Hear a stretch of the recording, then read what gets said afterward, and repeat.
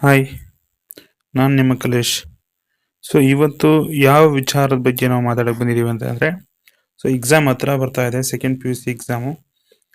ಹಾಗಾಗಿ ಎಕನಾಮಿಕ್ಸ್ ಸಂಬಂಧಪಟ್ಟಂಗೆ, second P U C economics ಸಂಬಂಧಪಟ್ಟಂಗೆ ಏನು ಮೈಕ್ರೋ ಎಕನಾಮಿಕ್ಸ್, ಮ್ಯಾಕ್ರೋ ಎಕನಾಮಿಕ್ಸಲ್ಲಿ ಇರ್ತಕ್ಕಂತಹ ಕ್ವಶನ್ ಬ್ಯಾಂಕಲ್ಲಿ ಇರ್ತಕ್ಕಂತಹ ಎಲ್ಲ ಒನ್ ವರ್ಡ್ ಆನ್ಸರ್ನ ನಾನು ಒಂದು ಕಡೆ ಹಾಕಿದ್ದೀನಿ. ಅದರ ಸಲುವಾಗಿ ಈ ವಿಡಿಯೋ ಮಾಡ್ತಾ ಇದ್ದೀನಿ. ಒಂದು ಕಡೆ ಇರ್ತಕ್ಕಂಥ PDF ಅನ್ನು ವಿಡಿಯೋ ಮಾಡಿ ನಿಮಗೆ ಕೊಡಬೇಕು ಅಂತ ಹೇಳ್ಬಿಟ್ಟು ನಾನು ಈ ವಿಡಿಯೋ ಮಾಡ್ತಾ ಇರೋದು. ಹಾಗಾಗಿ ಫಸ್ಟ್ ಚಾಪ್ಟ್ರಲ್ಲಿ ಏನು ಒನ್ ವರ್ಡ್ ಆನ್ಸರ್ ಇದೆ ಅದನ್ನು ನೋಡೋಣ.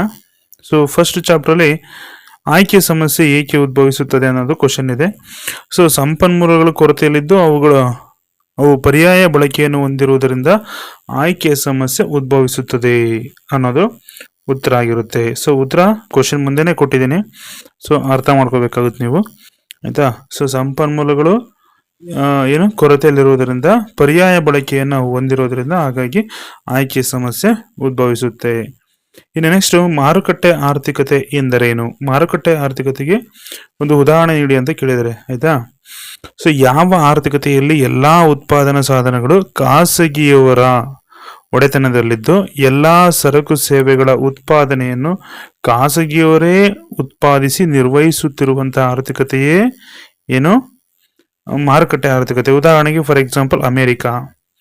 ಇನ್ನು ನೆಕ್ಸ್ಟ್, ಉತ್ಪಾದನಾ ಸಾಧ್ಯತಾ ಗಣವನ್ನು ಏನೆಂದು ಅರ್ಥೈಸುವಿರಿ? ಹಂಗಂದ್ರೆ ಲಭ್ಯ ಇರುವಂತಹ ಸಂಪನ್ಮೂಲಗಳು ಮತ್ತು ತಾಂತ್ರಿಕ ಜ್ಞಾನದಿಂದ ಉತ್ಪಾದಿಸಲಾಗುವ ಸರಕು ಸೇವೆಗಳ ಸಾಧ್ಯತೆಗಳ ಸಂಯೋಜನೆಗಳ ಸಂಗ್ರಹ, ಆಯ್ತಾ. ಸಂಪನ್ಮೂಲಗಳು ಮತ್ತು ತಾಂತ್ರಿಕ ಜ್ಞಾನದಿಂದ ಉತ್ಪಾದಿಸಲಾಗುವ ಸರಕು ಸೇವೆಗಳ ಸಾಧ್ಯತೆಗಳ ಸಂಯೋಜನೆಗಳ ಸಂಗ್ರಹವನ್ನ ನಾವು ಉತ್ಪಾದನಾ ಸಾಧ್ಯತಾ ಗಣ ಅಂತ ಹೇಳ್ಬಿಟ್ಟು ಕರಿತೀವಿ. ಇನ್ನು ನೆಕ್ಸ್ಟ್ ನೋಡೋದಾದ್ರೆ, ಉತ್ಪಾದನಾ ಸಾಧ್ಯತಾ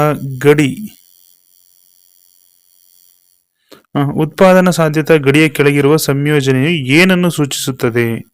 ಉತ್ಪಾದನಾ ಸಾಧ್ಯತಾ ಗಡಿ ಕೆಳಗಿರುವಂತಹ ಸಂಯೋಜನೆಗಳು ಯಾವುದೇ ಬಿಂದುವಿನಲ್ಲಿ ಉತ್ಪಾದನೆಯು ಸಂಪನ್ಮೂಲಗಳ ಅಪೂರ್ಣ ಬಳಕೆ, ವ್ಯರ್ಥ ಬಳಕೆಯನ್ನು ಸೂಚಿಸುತ್ತದೆ. ಉತ್ಪಾದನಾ ಸಾಧ್ಯತಾ ಗಡಿಗಿಂತ ಕೆಳಗಿರುವಂತಹ ಸಂಯೋಜನೆಗಳು, ಉತ್ಪಾದನಾ ಸಾಧ್ಯತಾ ಗಡಿ ಮೇಲಿರುವಂತಹ ಆ ರೇಖೆ ಮೇಲೆ ಬರುವಂತಹ ಉತ್ಪಾದನಾ ಸಾಧ್ಯತಾ ಗಡಿ ರೇಖೆ ಮೇಲೆ ಬರುವಂತಹ ಸಂಯೋಜನೆಗಳು ಏನಾಗಿರ್ತವೆ? ಸಂಪನ್ಮೂಲಗಳು ಸಂಪೂರ್ಣವಾಗಿ ಬಳಸಲ್ಪಟ್ಟಿರ್ತವೆ, ದಕ್ಷತೆಯಿಂದ ಉತ್ಪಾದಿಸಲ್ಪಟ್ಟಿರ್ತವೆ. ಬಟ್ ಆ ರೇಖೆ ಕೆಳಗೆ ಬರ್ತವಂತಹ ಸಂಪನ್ಮೂಲಗಳು ಏನಾಗಿರ್ತವೆ?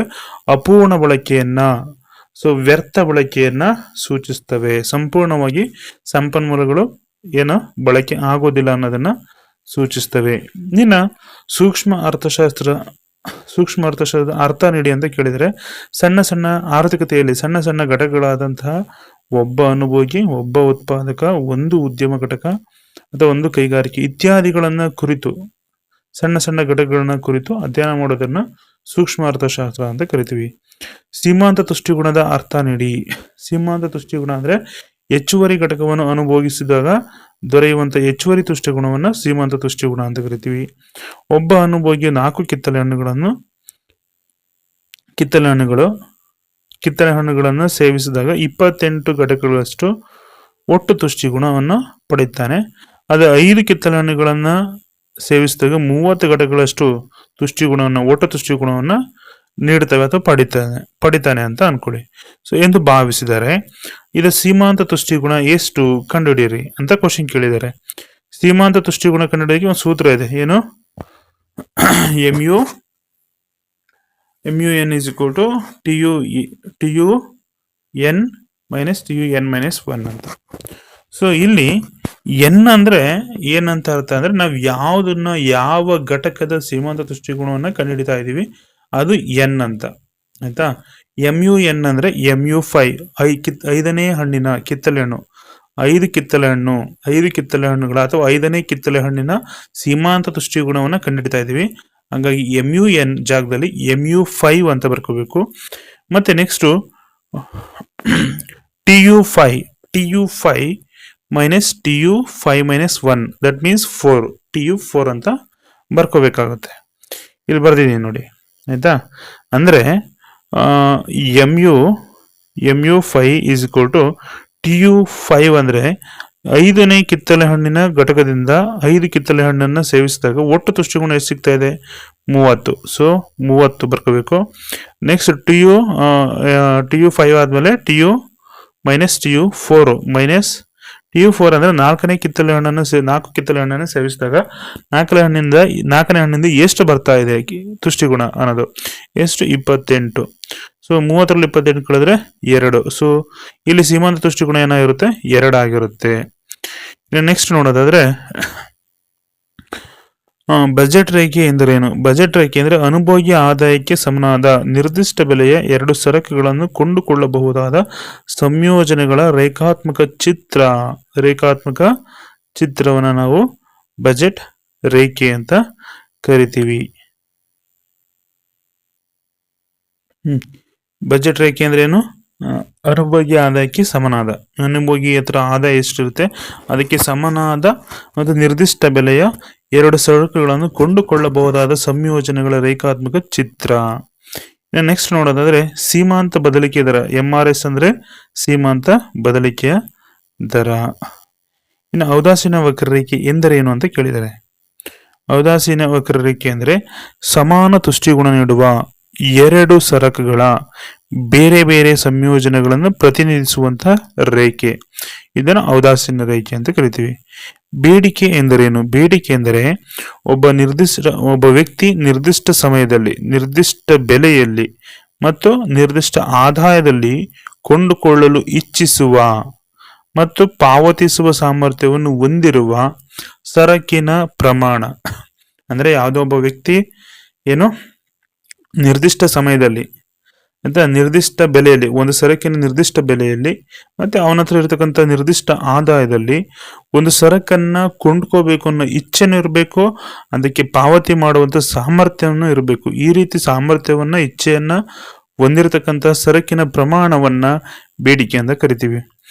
ಬೇಡಿಕೆ ಬಿಂಬಕದ ಅರ್ಥ ನೀಡಿ. ಬೇಡಿಕೆ ಬಿಂಬಕ ಅಂದ್ರೆ ಬೆಲೆ ಮತ್ತು ಬೇಡಿಕೆ ನಡುವಿನ ಕ್ರಿಯಾವಲಂಬಿ ಸಂಬಂಧವನ್ನ ವಿಶ್ಲೇಷಣೆ ಮಾಡೋದಕ್ಕೆ ಬೇಡಿಕೆ ಬಿಂಬಕ ಅಂತ ಕರಿತೀವಿ.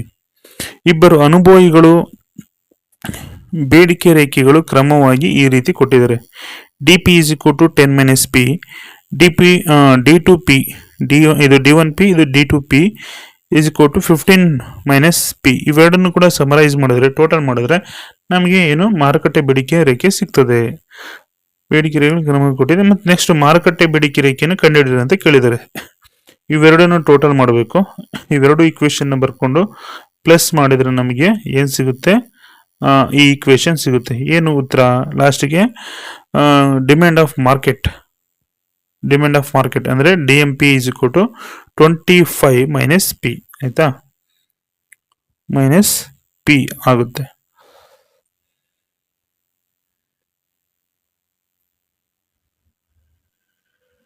ಇಲ್ಲಿ 2P ಆಗಬೇಕು, -2P, P ಅಲ್ಲ.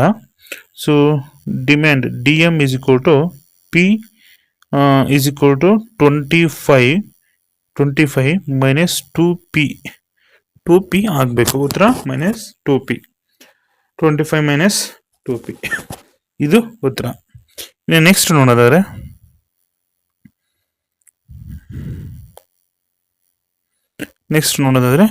ಒಟ್ಟು ಉತ್ಪನ್ನ ಎಂದರೇನು ಅಂತ ಕೇಳಿದ್ದಾರೆ. ಒನ್ ಆನ್ಸರ್ ಇವೆಲ್ಲ. ನೀವು ಇಷ್ಟು ನೋಡ್ಕೊಂಡ್ರೆ ಸಾಕು, ಒನ್ ಆನ್ಸರ್ ಅಲ್ಲಿ ಓದ್ಕೊಳ್ಳೋದೇ ಬೇಡ. ಒಂದು ನಿರ್ದಿಷ್ಟ ಸಮಯದಲ್ಲಿ ನಿರ್ದಿಷ್ಟ ಉತ್ಪಾದನಾಂಗಗಳನ್ನು ಅಂದ್ರೆ ಆದಾನಗಳು, ಯಾವುದು? ಶ್ರಮ, ಕೂಲಿ, ಭೂಮಿ, ಬಂಡವಾಳ, ಸಂಘಟನೆ, ಈ ತರ ಆದಾನಗಳನ್ನ, ನಿರ್ದಿಷ್ಟ ಉತ್ಪಾದನಾಂಗಗಳನ್ನ ಬಳಸಿಕೊಂಡು ಉತ್ಪಾದಿಸಿದ ಸರಕು ಸೇವೆಗಳ ಪ್ರಮಾಣವನ್ನ ಒಟ್ಟು ಉತ್ಪನ್ನ ಅಂತ ಕರಿತೀವಿ. ಇನ್ನು ಅಲ್ಪಾವಧಿ ಉತ್ಪಾದನಾ ವಿಶ್ಲೇಷಣೆಯನ್ನು ವಿವರಿಸುವಂತಹ ನಿಯಮವನ್ನು ತಿಳಿಸಿ. ಯಾವುದು? ಬದಲಾಗುವ ಪರಿಮಾಣಗಳ ನಿಯಮ ಅಂತ ಕರಿತೀವಿ. ಇನ್ನು ಆದಾನದ 10% ಹೆಚ್ಚಿಸಿದಾಗ ಉತ್ಪನ್ನವು 10ಕ್ಕಿಂತಲೂ ಅಧಿಕವಾಗುವ ಪ್ರತಿಫಲ ಪ್ರಮಾಣವನ್ನು ಹೆಸರಿಸಿ. ಏರಿಕೆ ಪ್ರತಿಫಲ ನಿಯಮ. ಉತ್ತರ ಏರಿಕೆ ಪ್ರತಿಫಲ ನಿಯಮ ಅಂತ ಕರಿತೀವಿ. ಏರಿಕೆ ಪ್ರತಿಫಲ ನಿಯಮ ಅಂದ್ರೆ ನಾವು ಎಷ್ಟು ಪ್ರಮಾಣದಲ್ಲಿ ಉತ್ಪಾದನಾಂಗಗಳನ್ನ ಹೆಚ್ಚಿಸ್ತೇವೋ ಅದಕ್ಕಿಂತ ಹೆಚ್ಚಿನ ಪ್ರಮಾಣದಲ್ಲಿ ಉತ್ಪನ್ನ ಜಾಸ್ತಿ ಆದ್ರೆ ಅದನ್ನ ಏರಿಕೆ ಪ್ರತಿಫಲ ನಿಯಮ ಅಂತ ಹೇಳ್ಬಿಟ್ಟು ಕರಿತೀವಿ. ಇನ್ನ ಉದ್ಯಮ ಘಟಕ ವೆಚ್ಚ ಬಿಂಬಕ ಅರ್ಥ ಬರೆಯಿರಿ ಅಂತ ಕೇಳಿದ್ದಾರೆ. ಉತ್ಪಾದನಾ ವೆಚ್ಚ ಮತ್ತು ಉತ್ಪನ್ನದ ನಡುವಿನ ಕ್ರಿಯಾವಲಂಬಿ ಸಂಬಂಧವನ್ನ ತಿಳಿಸೋದಕ್ಕೆ ಏನು ಉತ್ಪಾದನಾ ಘಟಕ ಉದ್ಯಮ ಘಟಕ ವೆಚ್ಚ ಬಿಂಬಕ ಅಂತ ಕರಿತೀವಿ. ಉದ್ಯಮ ಘಟಕ ವೆಚ್ಚ ಬಿಂಬಕ. ಒಟ್ಟು ಸ್ಥಿರ ವೆಚ್ಚ ಎಂದರೇನು? ಸ್ಥಿರ ಉತ್ಪಾದನಾಂಗಗಳ ಮೇಲೆ ಮಾಡುವಂತಹ ಒಟ್ಟು ವೆಚ್ಚವನ್ನ ಒಟ್ಟು ಸ್ಥಿರ ವೆಚ್ಚ ಅಂತ ಕರಿತೀವಿ. ಇನ್ನು ಸರಾಸರಿ ಬದಲಾಗುವ ವೆಚ್ಚದ ಸೂತ್ರ ಬರೆಯಿರಿ. AVC is equal to TVC by Q. ಆಯ್ತಾ? ಇನ್ನು ಸರಾಸರಿ ಸ್ಥಿರ ವೆಚ್ಚ ಅಂದ್ರೆ ಏನು? ಉತ್ಪಾದಿಸಿದ ವಸ್ತುವಿನ ಪ್ರತಿ ಘಟಕದ ಸ್ಥಿರ ವೆಚ್ಚವನ್ನ ಸರಾಸರಿ ಸ್ಥಿರ ವೆಚ್ಚ ಅಂತ ಕರಿತೀವಿ. ಸರಾಸರಿ ಆದಾಯದ ಸೂತ್ರ AR is equal to TR by Q. Next ಸೀಮಾಂತ ಆದಾಯ ಎಂದರೇನು? ಸೀಮಾಂತ ಆದಾಯ ಅಂದ್ರೆ ಒಂದು ಉತ್ಪನ್ನದ ಹೆಚ್ಚುವರಿ ಘಟಕದ ಮಾರಾಟದಿಂದ ಉತ್ಪನ್ನದ ಹೆಚ್ಚುವರಿ ಘಟಕದ ಮಾರಾಟದಿಂದ ಬರುವ ಹೆಚ್ಚುವರಿ ಆದಾಯ. ನೆನಪಿರಲಿ, ಹೆಚ್ಚುವರಿ ಆದಾಯ. ಹೆಚ್ಚುವರಿ ಘಟಕದ ಮಾರಾಟದಿಂದ ಬರುವಂತಹ ಹೆಚ್ಚುವರಿ ಆದಾಯವೇ ಸೀಮಾಂತ ಆದಾಯ. ನೆಕ್ಸ್ಟ್ ನೋಡೋದಾದ್ರೆ ಪೂರೈಕೆ ಎಂದರೇನು ಅಂತ ಕೇಳಿದ್ದಾರೆ. ಸೊ ನೀಡಲಾದ ಬೆಲೆ, ತಂತ್ರಜ್ಞಾನ ಮತ್ತು ಆದಾನಗಳ ಬೆಲೆಗಳಲ್ಲಿ ಉದ್ಯಮ ಘಟಕವು ಮಾರಾಟ ಮಾಡಲು ಬಯಸುವಂತ ಸರಕಿನ ಪ್ರಮಾಣ. ಒಂದು ನಿರ್ದಿಷ್ಟ ಬೆಲೆ ಅಥವಾ ನೀಡಲಾದ ಬೆಲೆಯಲ್ಲಿ ನಿರ್ದಿಷ್ಟ ಬೆಲೆಯಲ್ಲಿ ತಂತ್ರಜ್ಞಾನ ಮತ್ತು ಆದಾನಗಳ ಬೆಲೆಗಳಲ್ಲಿ ತಂತ್ರಜ್ಞಾನವನ್ನು ಬಳಸಿಕೊಂಡು ಮತ್ತು ಒಂದು ನಿರ್ದಿಷ್ಟ ಪ್ರಮಾಣದ ಬೆಲೆಯಲ್ಲಿ ಆದಾನಗಳನ್ನ ಬಳಸಿಕೊಂಡು ಉದ್ಯಮ ಘಟಕ ಸರಕುಗಳನ್ನ ಉತ್ಪಾದನೆ ಮಾಡಿ ಮಾರಾಟ ಮಾಡಲಿಕ್ಕೆ ಬಯಸುವಂತ ಸರಕಿನ ಪ್ರಮಾಣ. ಇದನ್ನ ಪೂರೈಕೆ ಅಂತ ಕರಿತೀವಿ. ಸಾಮಾನ್ಯ ಲಾಭ ಅಂದ್ರೇನು? ಸಾಮಾನ್ಯ ಲಾಭ ಅಂದ್ರೆ ಉದ್ಯಮ ಘಟಕ ಅಸ್ತಿತ್ವದಲ್ಲಿರುವಂತಹ ವ್ಯವಹಾರವನ್ನು ಹಿಡಿದಿಟ್ಟುಕೊಳ್ಳಲು ಅಗತ್ಯವಾದ ಕನಿಷ್ಠ ಲಾಭ. ಸಾಮಾನ್ಯ ಲಾಭ ಅಂದ್ರೆ ಕನಿಷ್ಠ ಮಟ್ಟದ ಲಾಭ. ಈಗ ತುಂಬಾ ದೊಡ್ಡ ಮಟ್ಟದಲ್ಲಿ ಲಾಭ ಮಾಡಿದ್ರೆ ಯಾವ ಉದ್ಯಮ ಸಂಸ್ಥೆಗಳು ದೀರ್ಘಾವಧಿಯಲ್ಲಿ ಉಳಿಯಲ್ಲ. ಸೊ ದೀರ್ಘಾವಧಿಯಲ್ಲಿ ಸಂಸ್ಥೆಗಳು ಉಳ್ಕೋಬೇಕು ಅಂತಂದ್ರೆ, ತನ್ನ ವ್ಯವಹಾರವನ್ನು ಉಳಿಸ್ಕೋಬೇಕು ಅಂತಂದ್ರೆ ಕನಿಷ್ಠ ಮಟ್ಟದ ಲಾಭವನ್ನ ಮಾಡಬೇಕು. ಅಂದ್ರೆ ಸಾಮಾನ್ಯ ಲಾಭವನ್ನ ಮಾಡಬೇಕು. ಅಸಾಮಾನ್ಯವಾಗಿ ಲಾಭ ಮಾಡಕ್ ಹೋದ್ರೆ ಏನಾಗುತ್ತೆ? ಅಸಾಮಾನ್ಯ ಲಾಭ ಮಾಡಬೇಕು ಅಂದ್ರೆ ಆ ಸರಕಿನ ಬೆಲೆನ ಜಾಸ್ತಿ ಮಾಡಬೇಕು, ಆಮೇಲೆ ಕ್ವಾಂಟಿಟಿಯಲ್ಲಿ ಮತ್ತೆ ಕ್ವಾಲಿಟಿಯಲ್ಲಿ ಕಾಂಪ್ರಮೈಸ್ ಆಗ್ಬೇಕಾಗುತ್ತೆ, ಅಂದ್ರೆ ಲೋ ಕ್ವಾಲಿಟಿ ಕೊಡಬೇಕಾಗುತ್ತೆ. ಇವೆಲ್ಲ ಮಾಡಬೇಕಾಗುತ್ತೆ ತುಂಬಾ ಅಸಾಮಾನ್ಯ ಲಾಭ ಮಾಡಬೇಕು ಅಂತಂದ್ರೆ. ಸೊ ಅವಾಗ ಏನಾಗುತ್ತೆ? ಲೋ ಕ್ವಾಲಿಟಿ, ಲೋ ಕ್ವಾಂಟಿಟಿ ಮತ್ತೆ ಹೈ ಪ್ರೈಸ್ ಅಲ್ಲಿ ಕೊಟ್ಟಾಗ ಸೊ ಜನ ಏನ್ ಮಾಡ್ತಾರೆ? ಆ ಸರಕನ್ನ ಬಿಟ್ಬಿಟ್ಟು ಬೇರೆ ಸರಕಿನ ಕಡೆಗೆ ಗಮನವನ್ನು ಹರಿಸ್ತಾರೆ. ಆಗ ಈ ಸರಕಿಗೆ ಡಿಮ್ಯಾಂಡ್ ಕಡಿಮೆ ಆಗುತ್ತೆ. ಆಗ ಆ ಉದ್ಯಮ ಸಂಸ್ಥೆ ಮುಚ್ಚೋಗುವಂತ ಚಾನ್ಸಸ್ ತುಂಬಾ ಇರ್ತದೆ. ಇನ್ನು ನೆಕ್ಸ್ಟ್ ಬಂದ್ರೆ ಅಸಾಮಾನ್ಯ ಲಾಭ ಎಂದರೇನು ಅಂತ ಕೇಳಿದರೆ, ಸಾಮಾನ್ಯ ಲಾಭಕ್ಕಿಂತ ಹೆಚ್ಚಿನ ಲಾಭವನ್ನ ಅಸಾಮಾನ್ಯ ಲಾಭ.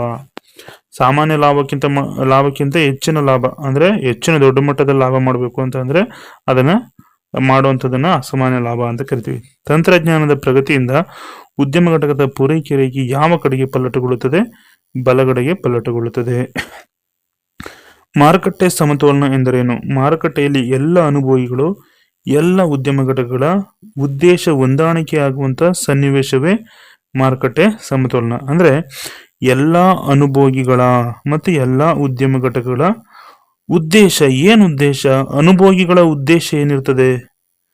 ಅನುಭೋಗಿಗಳ ಉದ್ದೇಶ ಇಲ್ಲಿ ಅನುಭೋಗಿಗಳ ಉದ್ದೇಶ ಏನಿರ್ತದೆ? ಅನುಭೋಗಿಗಳು ಡಿಮ್ಯಾಂಡ್ ಅನ್ನ ಕ್ರಿಯೇಟ್ ಮಾಡ್ತಾರೆ, ಹೌದಲ್ಲ? ಕಡಿಮೆ ಬೆಲೆಯಲ್ಲಿ ಹೆಚ್ಚಿನ ಪ್ರಮಾಣದ ಸರಕುಗಳನ್ನ ಪರ್ಚೇಸ್ ಮಾಡಬೇಕು, ತಗೋಬೇಕು, ಕೊಂಡ್ಕೋಬೇಕು ಅನ್ನೋದು ಅನುಭೋಗಿಗಳ ಉದ್ದೇಶ ಇರುತ್ತೆ. ಅದೇ ರೀತಿ ಉದ್ಯಮ ಘಟಕಗಳ ಉದ್ದೇಶ ಏನಾಗಿರುತ್ತದೆ? ಉದ್ಯಮ ಘಟಕಗಳ ಉದ್ದೇಶ ಸರಕುಗಳನ್ನ ಪೂರೈಕೆ ಮಾಡುವಂಥದ್ದು, ಹೆಚ್ಚಿನ ಬೆಲೆಯಲ್ಲಿ ಸರಕುಗಳನ್ನ ಪೂರೈಕೆ ಮಾಡಬೇಕು ಅನ್ನೋದು ಅವ್ರ ಉದ್ದೇಶ ಆಗಿರ್ತದೆ. ಇವೆರಡೂ ಉದ್ದೇಶಗಳು ಎಲ್ಲಿ ಈಡೇರಿಕೆ ಆಗ್ತದೋ, ಯಾವ ಸನ್ನಿವೇಶದಲ್ಲಿ ಹೊಂದಾಣಿಕೆ ಆಗ್ತದೋ, ಹೊಂದಾಣಿಕೆ ಆಗುವಂತ ಸನ್ನಿವೇಶ. ಇವರು ಅನುಭೋಗಿಗಳು ಬೇಡಿಕೆಯನ್ನು ಇಡ್ತಾರೆ. ಈ ಬೇಡಿಕೆ ಮತ್ತು ಈ ಉದ್ಯಮ ಘಟಕಗಳ ಪೂರೈಕೆ ಎಲ್ಲಿ ಹೊಂದಾಣಿಕೆ ಆಗುತ್ತೋ ಅದನ್ನು ನಾವೇನಂತ ಕರಿತೀವಿ? ಮಾರುಕಟ್ಟೆ ಸಮತೋಲನ. ಇಲ್ಲಿ ನೀವು ನೋಡ್ಬೋದು ಗ್ರಾಫ್ ಅಲ್ಲಿ ಈ ರೀತಿ ಇರುತ್ತೆ. ಇದು ಬೇಡಿಕೆ ರೇಖೆ, ಇದು ಪೂರೈಕೆ ರೇಖೆ. ಇವೆರಡು ಎಲ್ಲಿ ಇಂಟರ್ಸೆಕ್ಟ್ ಆಗ್ತವೋ ಅದನ್ನ ಮಾರುಕಟ್ಟೆ ಸಮತೋಲನ ಅಂತ ಹೇಳ್ಬಿಟ್ಟು ಕರಿತೀವಿ. ಇನ್ನು ನೆಕ್ಸ್ಟ್ ನೋಡೋದಾದ್ರೆ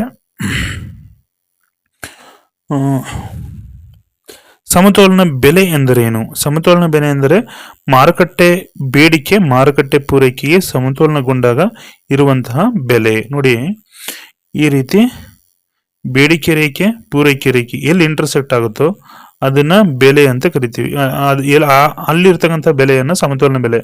ನೋಡಿ, ಓ ವೈ ಆಕ್ಸಿಸ್ ಅಲ್ಲಿ ಬೆಲೆಯನ್ನ, ಓ ಎಕ್ಸ್ ಆಕ್ಸಿಸ್ ಅಲ್ಲಿ ಬೇಡಿಕೆ ಮತ್ತು ಅಥವಾ ಪ್ರಮಾಣವನ್ನ, ಬೇಡಿಕೆ ಮತ್ತು ಪೂರೈಕೆ ಎರಡನ್ನೂ ಕೂಡ ಪ್ರಮಾಣವನ್ನ ಏನು ಇಂಡಿಕೇಟ್ ಮಾಡ್ತಾ ಇದೆ.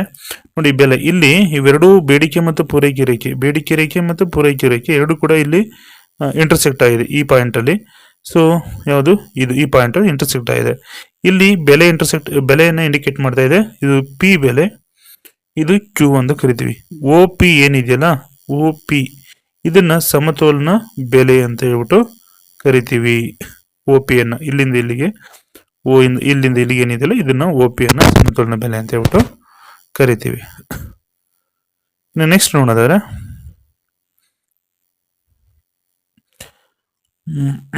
ಬೆಲೆ ಮಿತಿ ಎಂದರೇನು? ಬೆಲೆ ಮಿತಿ ಎಂದರೆ ಸರ್ಕಾರ ಸರಕು ಸೇವೆಗಳ ಬೆಲೆ ಮೇಲೆ ವಿಧಿಸುವಂತಹ ಗರಿಷ್ಠ ಮಿತಿಯನ್ನ ಬೆಲೆ ಮಿತಿ ಅಂತ ಕರಿತೀವಿ. ಈಗ ಫಾರ್ ಎಕ್ಸಾಂಪಲ್ ಕೆಲವು ಖಾಸಗಿ ಕಂಪನಿಗಳು ಅಥವಾ ಖಾಸಗಿ ಉದ್ಯಮಗಳು ಅತಿ ಹೆಚ್ಚಿನ ಪ್ರಮಾಣದಲ್ಲಿ ಬೆಲೆಯನ್ನು ನಿಗದಿ ಮಾಡ್ತವೆ. ಸೊ ಆ ಬೆಲೆ ಮೇಲೆ ಸರ್ಕಾರ ಏನು ಗರಿಷ್ಠ ಮಿತಿಯನ್ನು, ನೀವು ಈ ಬೆಲೆಗಿಂತ ಹೆಚ್ಚಿನ ಪ್ರಮಾಣದಲ್ಲಿ ಸರಕುಗಳನ್ನ ಮಾರೋ ಹಾಗಿಲ್ಲ ಅಂತ ಹೇಳ್ಬಿಟ್ಟು ನಿರ್ಬಂಧವನ್ನ ಹಾಕ್ತದೆ. ಅದನ್ನು ನಾವು ಬೆಲೆ ಮಿತಿ ಅಂತ ಹೇಳ್ಬಿಟ್ಟು ಕರಿತೀವಿ.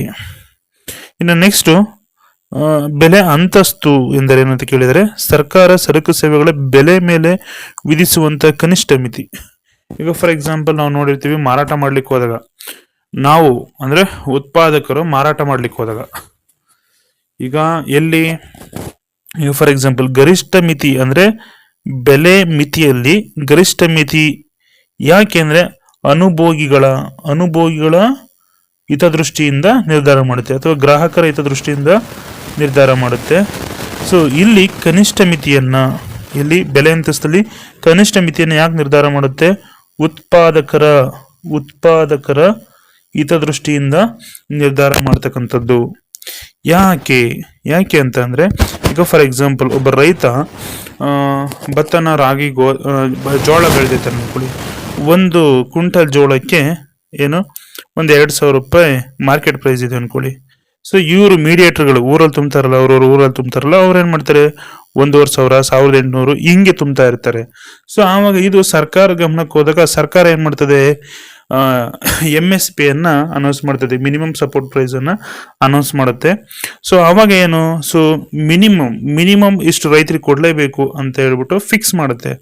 ಅದನ್ನ ನಾವೇನಂತ ಕರಿತೀವಿ, ಕನಿಷ್ಠ ಮಿತಿ ಅಂತ ಕರಿತೀವಿ. ಇದು ಉತ್ಪಾದಕರ ಹಿತದೃಷ್ಟಿಯಿಂದ ನಿರ್ಧಾರ ಮಾಡುವಂಥದ್ದು ಯಾವುದು? ಬೆಲೆ ಅಂತಸ್ತು. ಇನ್ನು ನೆಕ್ಸ್ಟ್ ನೋಡೋದಾದ್ರೆ, ಯಾವ ಕಾಯ್ದೆಯ ಮೂಲಕ ಕಾರ್ಮಿಕರ ವೇತನ ದರ ನಿರ್ದಿಷ್ಟ ಮಟ್ಟಕ್ಕಿಂತ ಕಡಿಮೆ ಆಗುವಂತಿಲ್ಲ ಎಂದು ಸರ್ಕಾರ ಖಾತ್ರಿಪಡಿಸುತ್ತದೆ? ಕನಿಷ್ಠ ಕೂಲಿ ಕಾಯ್ದೆ. ಆಯ್ತಾ, ಇದರಲ್ಲೇ ಹೇಳ್ತದೆ. ಇನ್ನು ಆರ್ಥಿಕ ಏಜೆಂಟರು ಅಂದ್ರೆ ಯಾರು? ಅನುಭೋಗಿಗಳು, ಉತ್ಪಾದಕರು, ಸರ್ಕಾರ, ಬ್ಯಾಂಕ್ಗಳು, ನಿಗಮಗಳು, ಪ್ರಾಧಿಕಾರಗಳು, ಇವನ್ನ ಆರ್ಥಿಕ ಏಜೆಂಟರು ಅಂತ ಕರಿತೀವಿ. ಆಡಮ್ ಸ್ಮಿತ್ ಕೃತಿ ಯಾವುದು? ರಾಷ್ಟ್ರಗಳ ಸಂಪತ್ತಿನ ಸ್ವರೂಪ ಮತ್ತು ಕಾರಣಗಳ ಒಂದು ಪರಿಶೀಲನೆ, 1776ರಲ್ಲಿ ಇದನ್ನ ಪಬ್ಲಿಷ್ ಮಾಡ್ತಾರೆ. ಇನ್ನು ನೆಕ್ಸ್ಟ್ ಕೂಲಿಯ ದರ ಎಂದರೇನು? ಕೂಲಿಯ ದರ ಅಂದ್ರೆ ಯಾವ ಬೆಲೆಯಲ್ಲಿ ಶ್ರಮದ ಮಾರಾಟ ಮತ್ತು ಖರೀದಿ ಆಗುತ್ತದೆ, ಅದನ್ನು ಕೂಲಿಯ ದರ ಅಂತ ಹೇಳ್ಬಿಟ್ಟು ಕರಿತೀವಿ. ರಫ್ತುಗಳ ಅರ್ಥ ನೀಡಿ. ರಫ್ತು ಅಂದ್ರೇನು? ಒಂದು ದೇಶ ಮತ್ತೊಂದು ದೇಶಕ್ಕೆ ಸರಕುಗಳನ್ನ ಮಾರಾಟ ಮಾಡೋದನ್ನ ಎಕ್ಸ್ಪೋರ್ಟ್ ಅಂತ ಕರಿತೀವಿ. ಆಮದುಗಳ ಅರ್ಥ ನೀಡಿ ಅಂತ ಕೇಳಿದರೆ ಅಂದ್ರೆ ಇಂಪೋರ್ಟ್. ಒಂದು ದೇಶ ಮತ್ತೊಂದು ದೇಶದಿಂದ ಸರಕುಗಳನ್ನ ಖರೀದಿ ಮಾಡೋದನ್ನ ಇಂಪೋರ್ಟ್ ಅಂತ ಹೇಳ್ಬಿಟ್ಟು ಕರಿತೀವಿ ಆಯ್ತಾ. ಇನ್ನು ನೆಕ್ಸ್ಟ್ ಅಂತಿಮ ಸರಕುಗಳು ಎಂದರೇನು ಅಂತ ಕೇಳಿದರೆ, ರೂಪಾಂತರಗೊಳ್ಳದ, ಉತ್ಪಾದನೆ ಇತರ ಹಂತದಲ್ಲಿ ಹಾದು ಹೋಗದೆ ಅಂತಿಮ ಬಳಕೆಯ ಉದ್ದೇಶಗಳನ್ನು ಒಳಗೊಂಡಿರುವ ಸರಕುಗಳನ್ನ ನಾವು ಅಂತಿಮ ಸರಕುಗಳು ಅಂತ ಹೇಳ್ಬಿಟ್ಟು ಕರಿತೀವಿ. ಇವು ಅಂತಿಮ ಸರಕುಗಳು ನೆಕ್ಸ್ಟ್ ಪ್ರೋಸೆಸ್ ಅಲ್ಲಿ ಯಾವುದೇ ರೀತಿ ರೂಪಾಂತರವನ್ನ ಸವಕಳಿ ಅಂದ್ರೆ ಏನು ಅಂತ ಕೇಳಿದ್ರೆ, ಬಂಡವಾಳ ಸರಕಿನ ಸವಕಲು ಹರಕಲು ಭತ್ಯೆಯನ್ನ ಸವಕಳಿ ಅಂತ ಕರಿತೀವಿ. ಈಗ ಫಾರ್ ಎಕ್ಸಾಂಪಲ್ ದೊಡ್ಡ ದೊಡ್ಡ ಕಾರ್ಖಾನೆಗಳಲ್ಲಿ ಅಥವಾ ಉದ್ಯಮಗಳಲ್ಲಿ ಏನ್ ಮಾಡುತ್ತೆ, ಯಂತ್ರಗಳನ್ನ, ದೊಡ್ಡ ದೊಡ್ಡ ಪ್ರಮಾಣದ ಯಂತ್ರಗಳನ್ನ ತಂದಿಟ್ಕೊಂಡಿರ್ತಾರೆ. ಅವು ಹಲವಾರು ವರ್ಷಗಳ ಆದಮೇಲೆ ಅವೇನಾಗ್ತವೆ, ರಿಪೇರಿ ಬರ್ತವೆ, ಇಲ್ಲ ಕೆಟ್ಟು ಹೋಗ್ತವೆ. ಅದ್ರ ಬದಲಾಗಿ ಏನು ಮಾಡಬೇಕಾಗುತ್ತೆ, ನಾವು ಅದನ್ನು ರಿಪೇರಿ ಮಾಡಿಸ್ಬೇಕಾಗುತ್ತೆ. ರಿಪೇರಿಗೆ ಬಂದರೆ ಇಲ್ಲ ಪೂರ್ತಿ ಕೆಟ್ಟು ಹೋದಾಗ ಅದನ್ನು ರೀಪ್ಲೇಸ್ಮೆಂಟ್ ಮಾಡಬೇಕಾಗುತ್ತೆ. ಅದಕ್ಕೆ ತಗಲುವಂಥ ವೆಚ್ಚವನ್ನು ಸವಕಳಿ ವೆಚ್ಚ ಅಥವಾ ಸವಕಳಿ ಅಂತ ಕರಿತೀವಿ.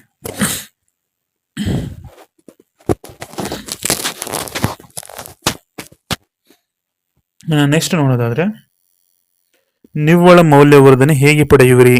ನಿವ್ವಳ ಮೌಲ್ಯವರ್ಧನೆಯನ್ನ ಒಟ್ಟು ಮೌಲ್ಯವರ್ಧನೆಯಲ್ಲಿ ಸವಕಳಿ ವೆಚ್ಚವನ್ನು ಕಳೆದರೆ ನಿವ್ವಳ ಮೌಲ್ಯವರ್ಧನೆ ದೊರೆಯುತ್ತೆ.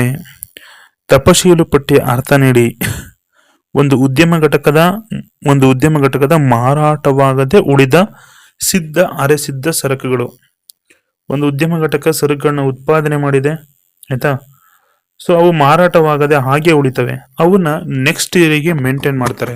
ನೆಕ್ಸ್ಟ್ ಇಯರ್ ಅಲ್ಲಿ ಅದನ್ನ ಸೇಲ್ ಮಾಡಬೇಕು ಅಂತ ಹೇಳ್ಬಿಟ್ಟು ಅದನ್ನ ಹಾಗೆ ಒಂದು ಕಡೆ ಸ್ಟೋರ್ ಮಾಡಿಕೊಂಡು ಅದನ್ನ ಮೇಂಟೈನ್ ಮಾಡ್ಕೊಂಡು ಹೋಗ್ತಾರೆ. ಇದನ್ನ ದಾಸ್ತಾನು ಅಥವಾ ತಪಶೀಲು ಪಟ್ಟಿ, ಆ ದಾಸ್ತಾನಲ್ಲಿ ಮೇಂಟೈನ್ ಮಾಡುವಂಥದ್ದು. ದಾಸ್ತಾನಲ್ಲಿ ಇಟ್ಬಿಟ್ಟು ಅದನ್ನು ಮೇಂಟೈನ್ ಮಾಡೋದನ್ನು ನಾವೇನಂತ ಕರಿತೀವಿ, ತಪಶೀಲು ಪಟ್ಟಿ ಅಂತ ಹೇಳ್ಬಿಟ್ಟು ಕರಿತೀವಿ. ಒಟ್ಟು ದೇಶೀಯ ಉತ್ಪನ್ನ ಅಂದ್ರೆ ಏನು ಅಂತ ಕೇಳಿದ್ರೆ, ಒಂದು ದೇಶ ಒಂದು ವರ್ಷದಲ್ಲಿ ಉತ್ಪಾದಿಸಿದ ಎಲ್ಲ ಅಂತಿಮ ಸರಕು ಸೇವೆಗಳ ಒಟ್ಟು ಅಣುರೂಪಿ ಮೌಲ್ಯವನ್ನ ಒಟ್ಟು ದೇಶೀಯ ಉತ್ಪನ್ನ ಅಂತ ಹೇಳ್ಬಿಟ್ಟು ಕರಿತೀವಿ. GNP ಅಟ್ ಮಾರ್ಕೆಟ್ ಪ್ರೈಸ್, ಅದರ ಫುಲ್ ಫಾರ್ಮ್ ಕೇಳಿದರೆ ಮಾರುಕಟ್ಟೆ ಬೆಲೆಗಳಲ್ಲಿ ಒಟ್ಟು ರಾಷ್ಟ್ರೀಯ ಉತ್ಪನ್ನ ಅಂತ ಹೇಳ್ಬಿಟ್ಟು ಬರೀಬೇಕಾಗುತ್ತೆ. ತೆರಿಗೆತರ ಪಾವತಿಗೆ ಒಂದು ಉದಾಹರಣೆ ನೀಡಿ. ದಂಡ, ಫೈನ್ ಕಟ್ಟೋದು. ಇನ್ನ ವೈಯಕ್ತಿಕ ವೆಚ್ಚ ಮಾಡಬಹುದಾದ ಆದಾಯವನ್ನು ಹೇಗೆ ಪಡೆಯುತ್ತೇವೆ ಅಂತ ಹೇಳ್ಬಿಟ್ಟು ಕೇಳಿದರೆ, ವೈಯಕ್ತಿಕ ಆದಾಯದಲ್ಲಿ ಪಾವತಿಸಿದಂತಹ ವೈಯಕ್ತಿಕ ತೆರಿಗೆ ಮತ್ತು ತೆರಿಗೆತರ ಪಾವತಿಗಳನ್ನು ಕಳೆಯುವ ಮೂಲಕ ನಾವು ವೈಯಕ್ತಿಕ ವೆಚ್ಚ ಮಾಡಬಹುದಾದ ಆದಾಯವನ್ನ ಪಡೆಯಬಹುದು.